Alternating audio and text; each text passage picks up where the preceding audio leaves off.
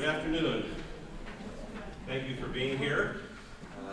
And it's a great opportunity for us to present to you the third and final of the world premiere performances of The Death of Meriwether Lewis, Transfiguration at Grinder's Stand.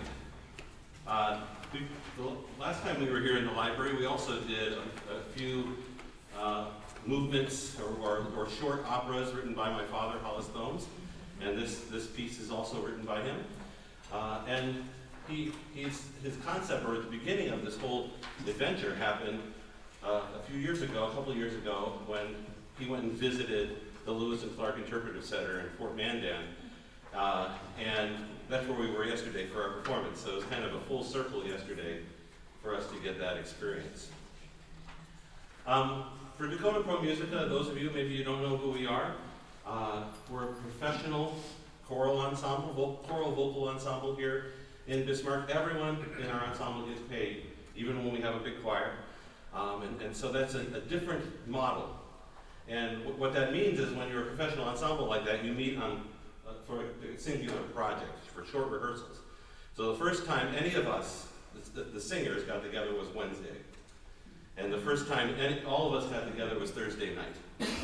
And so this kind of experience of creating professional music is something that happens quick, and it's a neat experience. So, and oftentimes, the groups don't get to do a performance 3 times. And so we're actually getting to live with it. And we were just talking backstage, it was like, oh, we'll be ready for a performance next week, all the rehearsing, but it's great. It's been a neat adventure to do that. I love collaborating with different groups, and as we put together this opera, as we were thinking about this week, you can look on the front cover of our program and you'll see this picture we took. We took that on Wednesday morning at Shane Cowstitch's studio. It's Nostalgic Glass, which is a historic photography studio. He uses an old photograph, camera, and it uses glass. And when he takes the picture, it was an 8-second exposure, and it's developed with using silver, and so it supposedly lasts 1,000 years without ever deteriorating. And all of these amazing photographs that you have seen, historically, of Native Americans or American soldiers, all from the late 1800s, used a very similar thing that he did. And so we thought, if we're going to do this, let's start off by taking in a historic picture. Part of my costume and part of the costume for our other 2 singers here, we got at Canonical Productions, who make the historic North Dakota movies here in town and across the state. And so we went into their studios, and it was at the Kmart over there by McDonald's. And we picked through their costumes, and so there's another group that was excited to partner with us.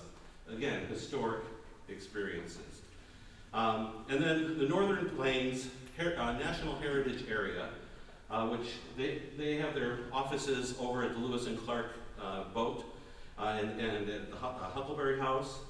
They have funded this entire opera.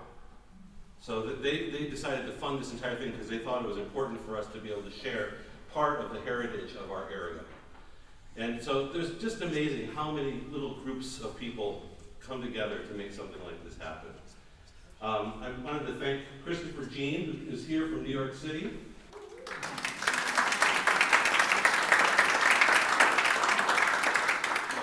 Templeton, who is a voice faculty at NDSU.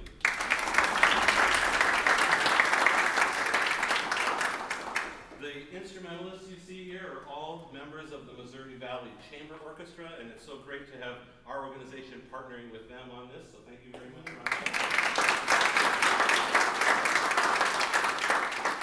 And then we have a fabulous guest conductor. Again, I love collaborating, finding as many people as possible. Abbie Eads.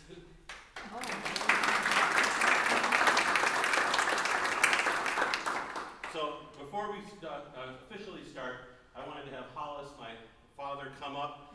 Happy Father's Day, Dad.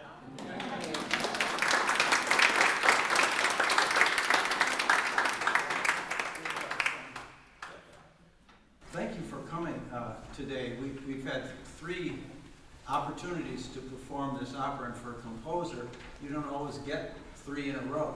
So I'm really appreciative of all the instrumentalists and soloists and Jason, and everybody for performing this.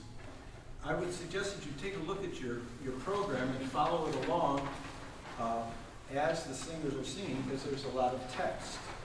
And Jason was right. 3 years ago, we came and visited him, and it's the first time I've been to North Dakota. And we went to the Fort Mandan, and we went to the Interpretive Center. And I said, wow, I need to find out more about the Lewis and Clark expedition. So I went down a rabbit hole and read the complete journals. And if you have time in the summer, while you're sunbathing by the Missouri, to read the journals, I would suggest that they're marvelous. And so as I got into that, I wasn't even thinking about music, the love of literature, etc., and I was just reading it because it was so fascinating. What an incredible feat of what they did. Then I began to read other sources, and I came upon the fact that Meriwether Lewis, a few years later, either committed suicide or was murdered in a far-off place in Tennessee.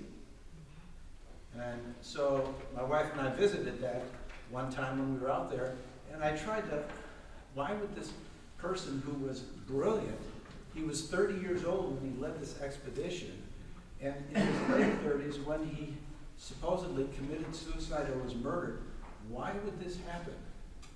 Because he was becoming world famous.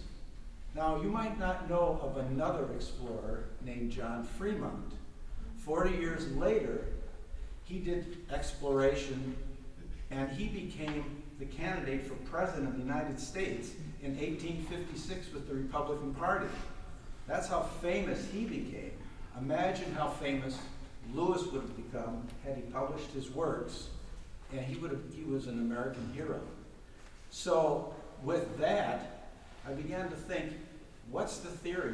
Why did he either commit suicide or get murdered? So I read a lot of stuff, and I started to come up with a theory about why it happened. And you'll hear what that theory is today, and maybe you can figure out what's my theory about what happened. And so one of the things, I start the opera, one of the really interesting entries a number of times is when Lewis and Clark would come upon Native Americans. You know, everybody was kind of in tension. But then they started playing music sometimes, and there's accounts of, there was one fiddler in his group would play 18th century music, and the Native American would play their flutes, and they would dance together. And what a vision that would be in America if that would have continued. So that's the way I start the opera. We'll hear the violin playing an 18th century tune and the alto flute playing a Native American tune. And that's the way it starts. So thank you very much for coming. Appreciate it.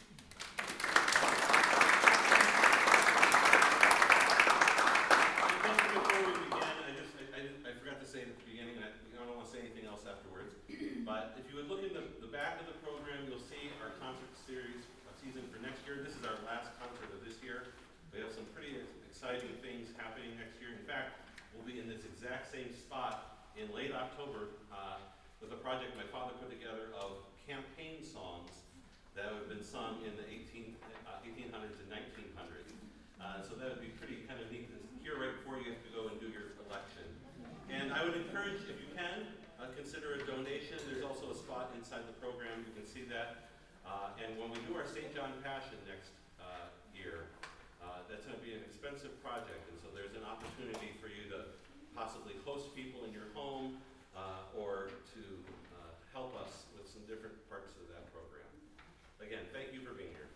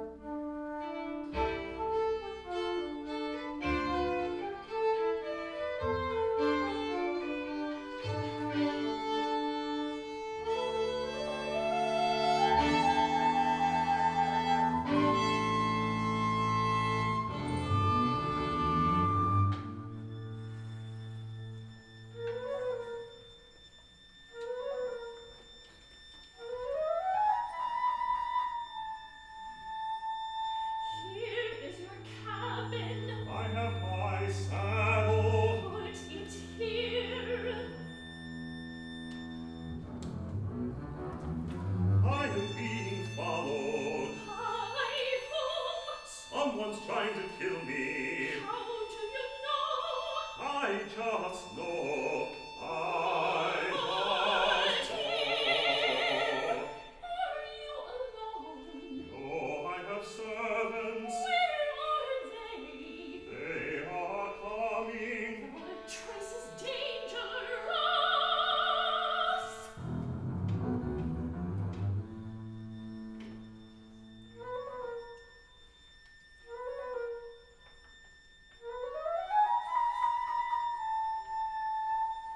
Here is your soft bed. Thank you very much. Linens too. I'm being followed. Away home. Someone's trying to kill me.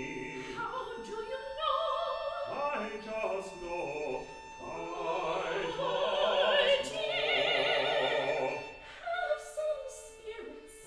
Yes, I will have some. It will calm your nerves. Yes, it will. The trace is dangerous. Someone's trying to kill me. How do you know? I just know.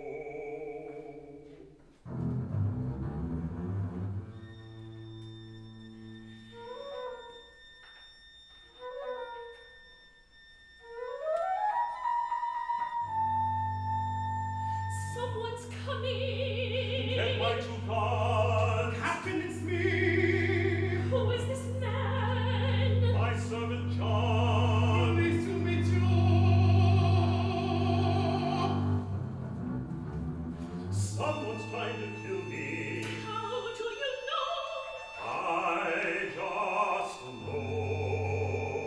You have your gun! I need my powder. Here's your powder. We are safe now! I will load The them. trace is dangerous. Dangerous!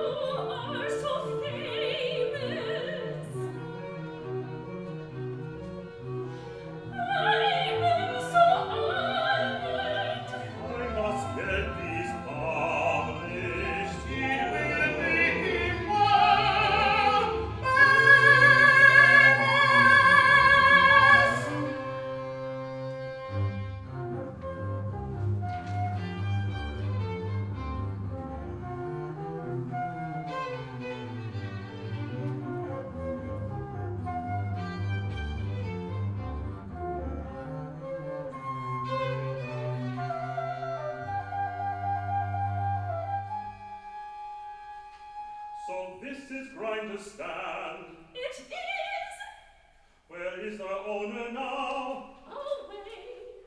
And when will he return? Don't know. Then you must be his wife. That's me. And what is your name?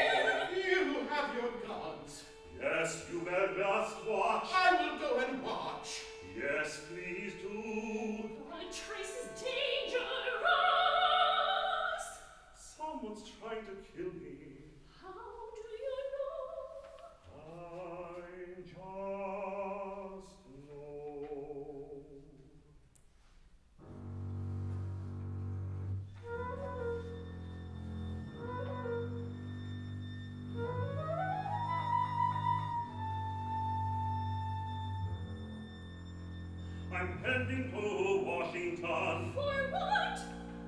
I have to set things straight. And why? Things have been misconstrued And how? about what I have done. Oh dear. I have been accused Of what? of many false things, Like what? too complicated. Tell me. You would not understand. Try me. I listen to your story. I can't tell. It is top secret. Oh no. Conspiracy and treason. A hint. You must tell me. I can't.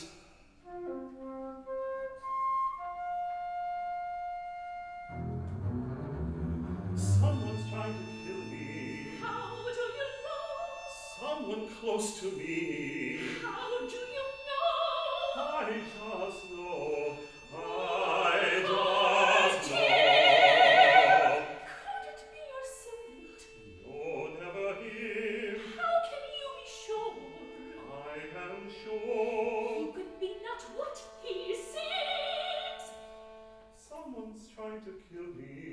How do you know? I just know.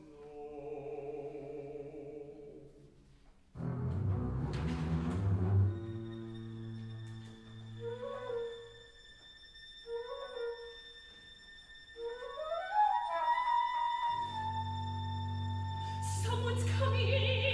Get my two God. Captain, it's me. It is John, your faithful My name is servant. John. I am here, my dear Captain.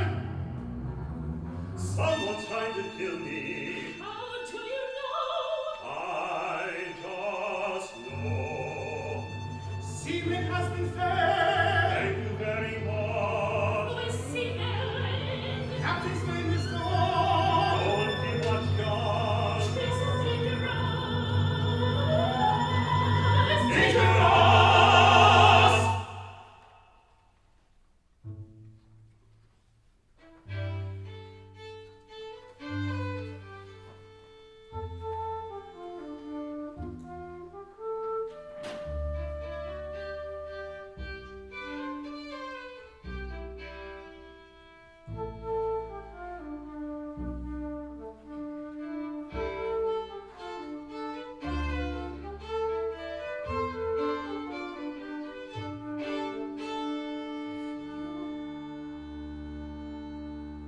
You are to be captain. I will be fine. I should go. You have been so I wonderful. can stay if you want. What about your husband? He won't be back yet for quite a while. I need someone to talk to. I was thinking about more than just talking. What are you suggesting?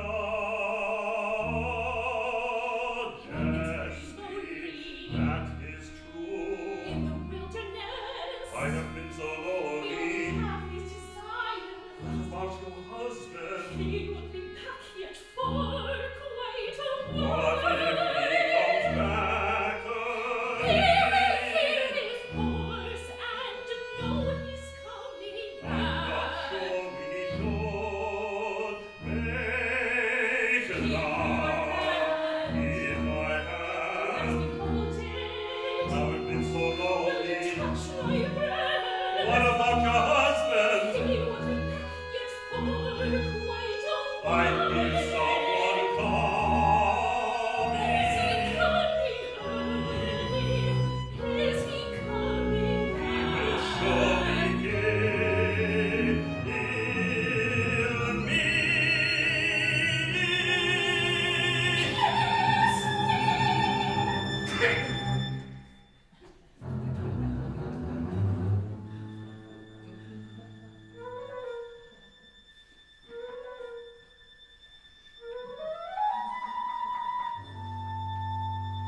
Someone's coming.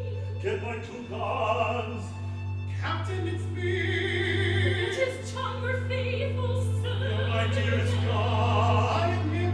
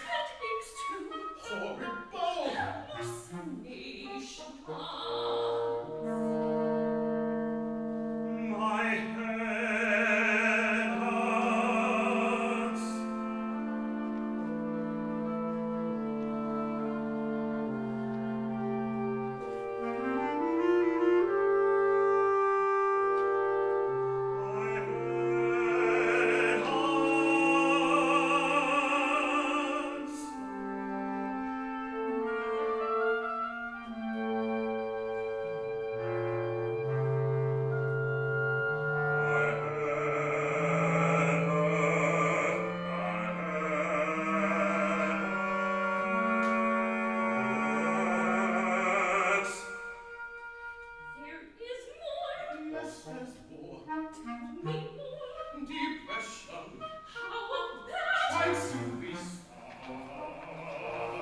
on trip. Oh my God! More than once. He is sick, Sensitive. fragile. I will help him. I will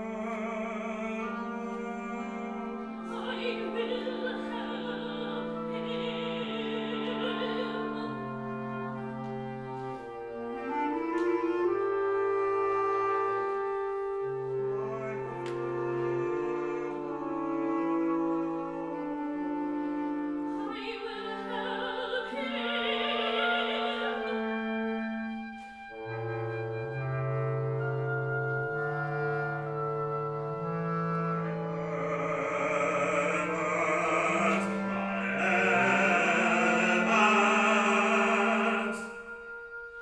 He is sick. Yes, indeed. I'll help him. That is good. I'll go now. I'll go to bed.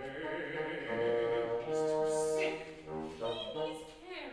I need some rest. You go now. So good night. Care about him.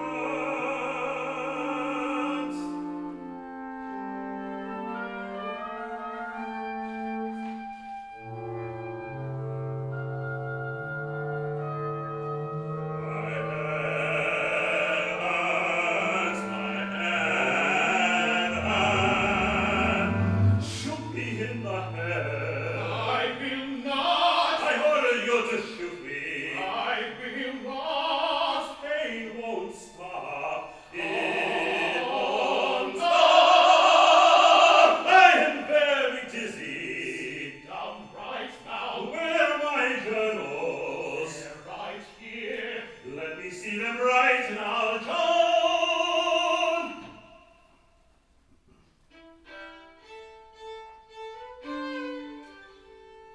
Open the trunk, let me see one.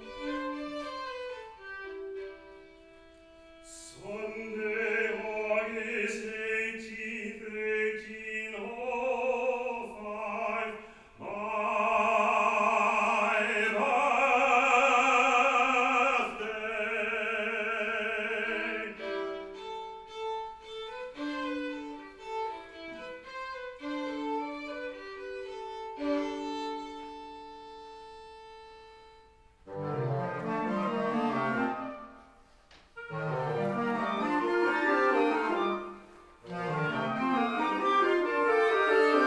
I have finished my curly button. I have done little with my life. I have felt my book is unfinished. very great man. My hands. My hands.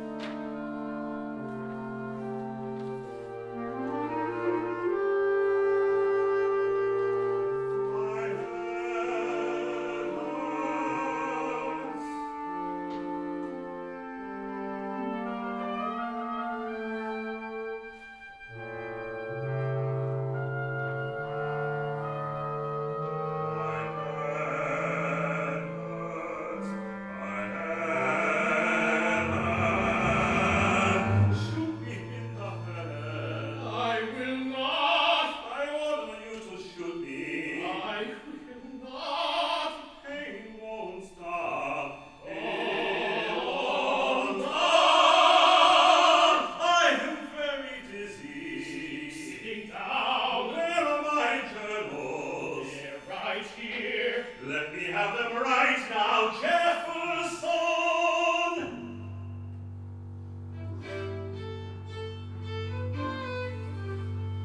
Open the trunk, let me see one. Here are my conclusions about our trip, my own thoughts.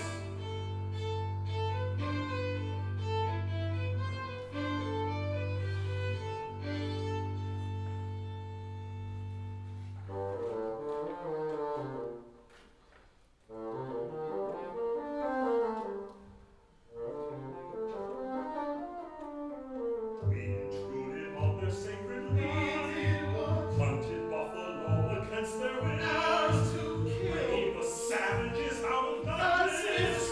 Yes, indeed.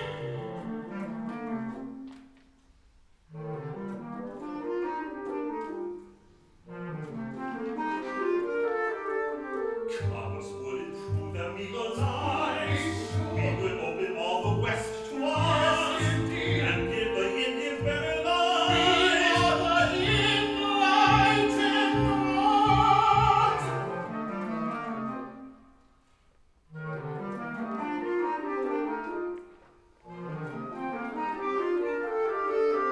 You have unleashed unbridled lust. Nothing will stop us until we have. You preach divine right of discovery.